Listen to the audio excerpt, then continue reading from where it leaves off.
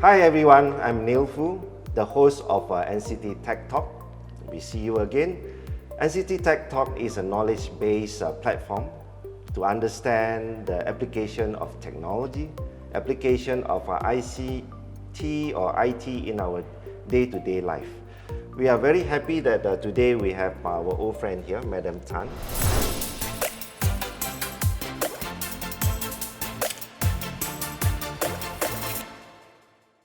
Or rather, I call her Cheng Liang. She wants to be called Cheng Liang also. Is a CEO of VTAR. It's a talent institution.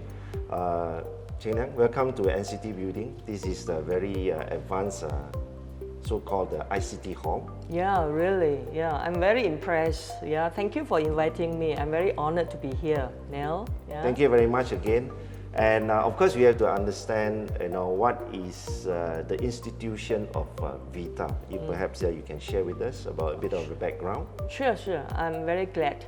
Actually, VTAR Institute started as academic institution for training students on various sectors. Example, we also have IT course and engineering course, electrical course. But those days, we only provide certification, right? The highest level is diploma. But later on, we found out that because TAR College is called now TAR UMT, right? They have already upgraded themselves to full-fledged university. Congratulations. Yeah, thank you very much.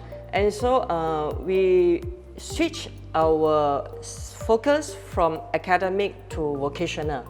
That is also able to cater for students who probably cannot meet the requirement of 5 credits to enter into TAR UMT. Right. So we still have to train this group of students because they are crafted for vocational, not for academic.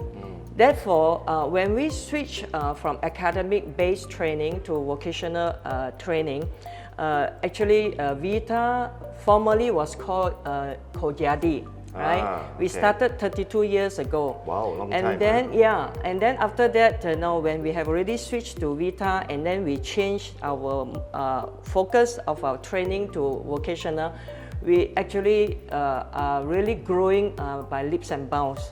And VTAR is accredited by the JPK, or we call the Jabatan Pembangunan Kemahiran. Right. In English is the Department of Skill Development. Okay. It is placed under the Ministry of Human Resource. And we are also the first private institution that are accredited by the ST or Suruhanjaya Tenaga, right, the Energy Commission, that they gave us approval to run PW2 wireman course. And it is a competency license. And this course too really provided a lot of these professional on the ground, right, to help those who need this certification, right, and is a license. So we are very glad that actually we have been accredited. And beside that also our institution also provide like for the poor student, the B40 group of students, we can also give them actually scholarship. And they also can take loan from the PTPK.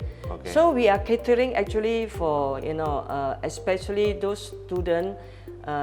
Majority are from the B40 group and also the Chinese base, because when they fail SPM, they fail Bahasa Malaysia or they fail history, they cannot get an SPM certification. Right. Therefore, they cannot enter into the government institution. I see. But we can provide.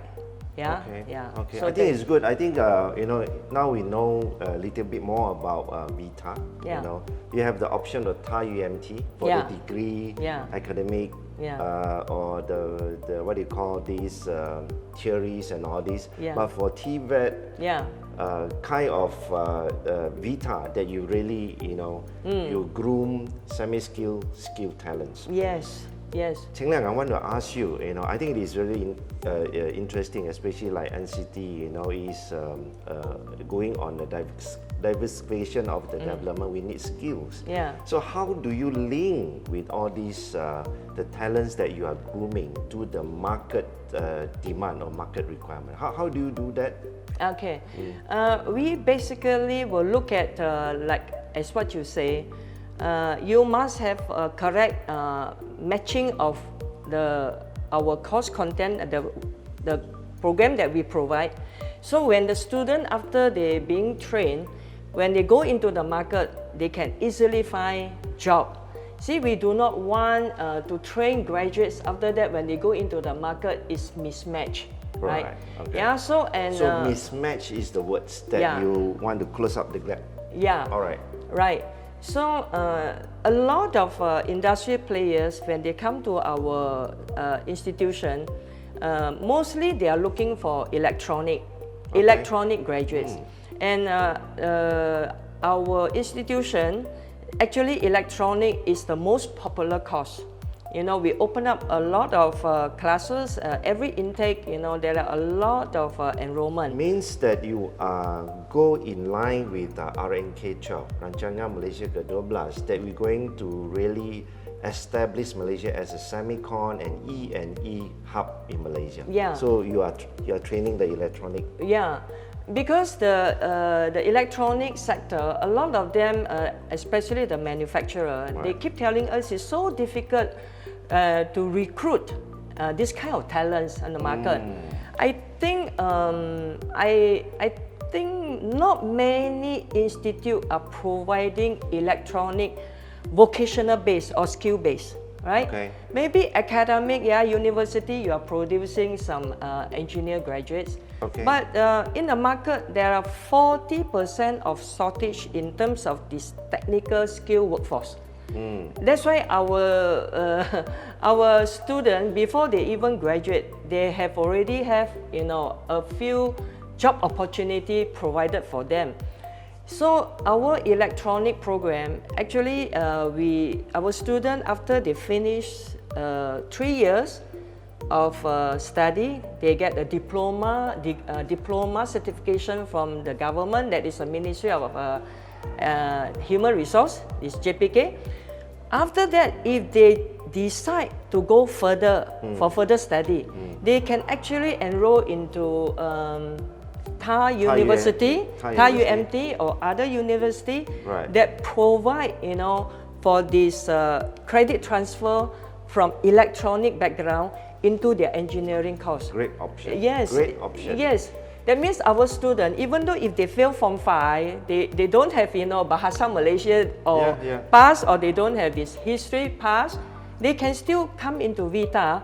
And after that, if they like to pursue a degree, they can still go on. So this is an education path, talent path that are not necessary to be your superb students, but as long as you are interested in electronics, say, for example. This is really, I feel, very impactful because in our GDP or in our economic structure considered as high impact, high value.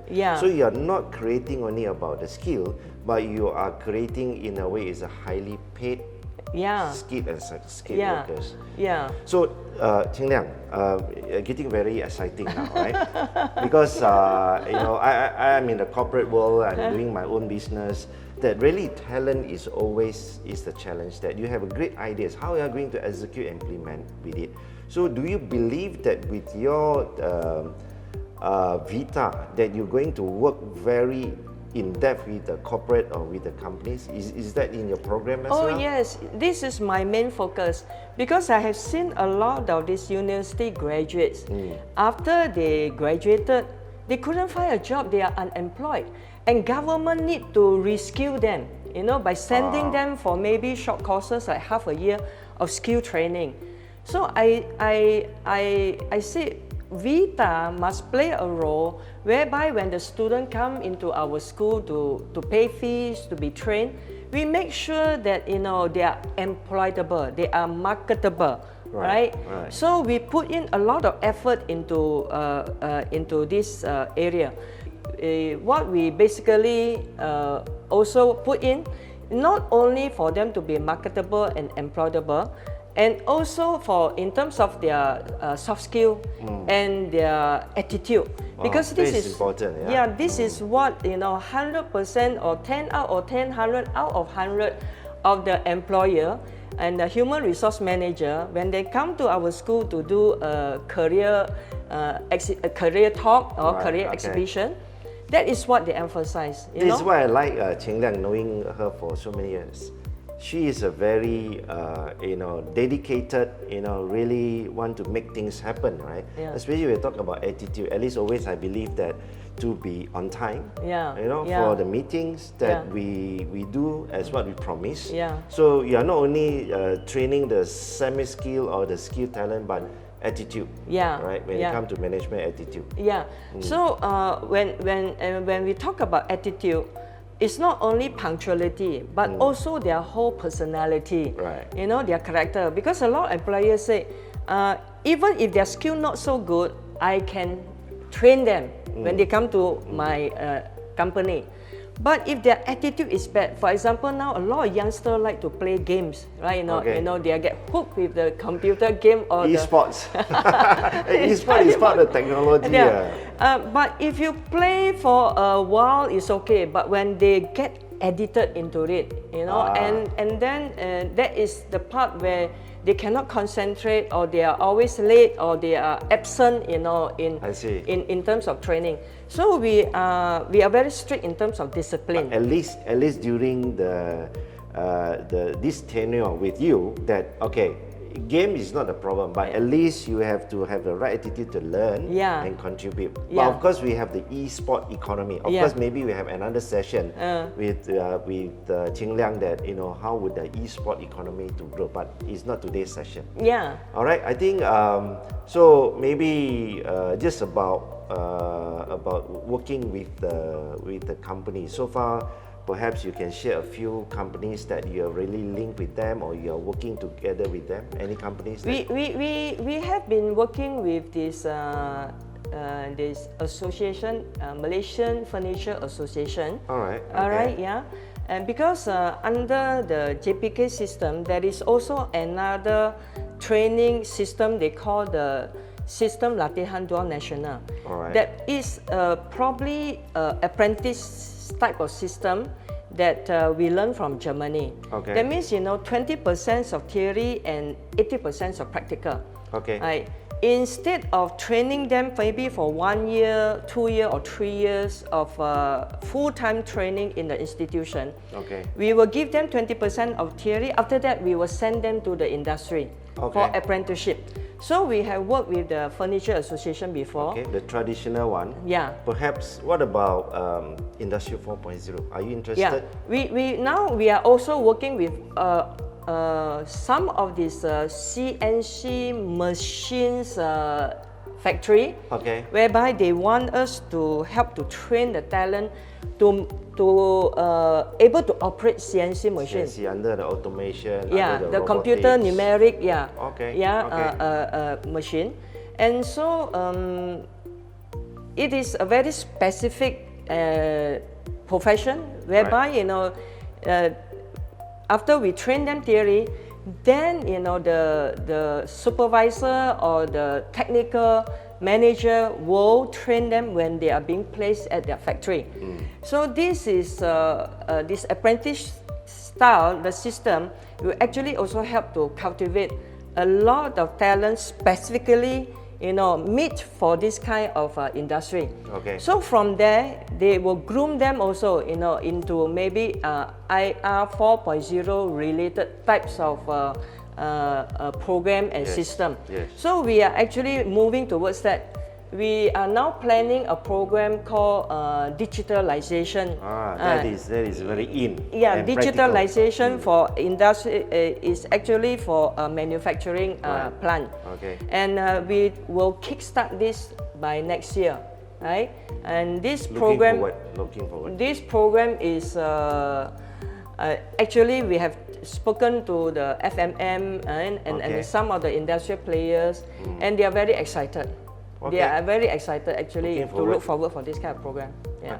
So I think today we really listened to our Madam Tan or Cheng Liang that is good inspiration and also aspiration into the talent room. And as said, that it's not mismatching, it's matching back to the industry, and also working with the association, and not only from the traditional business from furniture, but even to smart or industrial 4.0. So I think with this NCT Tech Talk, we benefit again from our guest speaker again, especially when it comes to talent. So always I say, any ideas, you could be great, you could be fantastic, but you need people to really implement and execute. So I think with that, appreciate with your participation and sharing, Cheng Liang. So we're looking forward for more topics like digitalization, even one day we talk about e-sport economy, this that really can bring in the high value of Malaysia.